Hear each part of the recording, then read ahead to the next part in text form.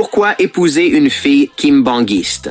Voici les raisons. Partage de la foi commune. Si vous épousez une fille qui partage la même foi que vous, tous les problèmes liés à la religion seront éliminés dans votre couple. Cela peut vous aider car vous aurez déjà un souci de moins à gérer. Facilité de médiation.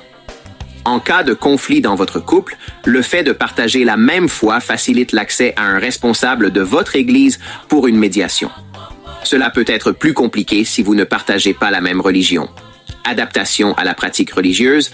Une femme qui n'appartient pas à votre religion pourrait avoir du mal à s'adapter.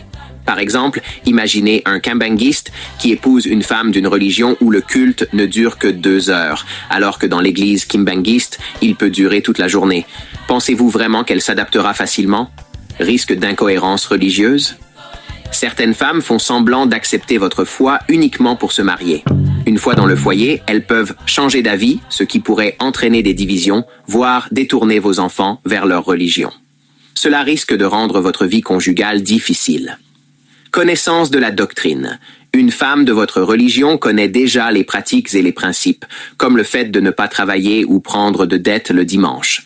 Si vous épousez une non-kimbangiste, elle devra tout apprendre depuis la base, ce qui peut être compliqué. Constatation après étude.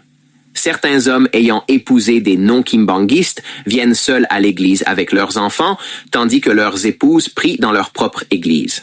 D'autres cessent de fréquenter l'église à cause des disputes liées à la religion, voire finissent par rejoindre la foi de leurs épouses. Certains hommes imposent les principes de l'église à leurs épouses non-kimbangistes, par exemple le port vestimentaire, ce qui crée des tensions en raison des habitudes antérieures de ces dernières.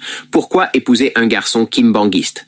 Continuité des activités religieuses. Si vous épousez un kimbangiste, vous n'aurez pas de problème pour participer au culte, répétitions ou autres activités religieuses que vous pratiquiez avant le mariage. Éducation spirituelle des enfants.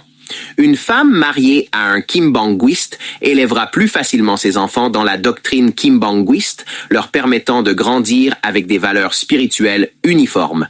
Constatation après étude, les femmes qui épousent des non-kimbangistes finissent souvent par quitter l'Église, car leurs maris ne leur permettent pas de continuer à pratiquer leur foi. La plupart des femmes mariées à des non-kimbangistes cessent d'exercer leurs activités religieuses. Certaines le font en cachette, au risque de se faire surprendre et de compromettre leur mariage. Conclusion. Épouser une personne de la même religion n'est pas une garantie de succès dans le mariage. Cependant, cela élimine les problèmes liés aux différences religieuses, réduisant ainsi certains conflits auxquels les couples peuvent être confrontés. NB. Le mariage n'est pas le seul moyen d'attirer de nouveaux croyants dans l'Église. Vous pouvez le faire par le biais de l'évangélisation. N'oubliez pas de partager ce message s'il vous a plu.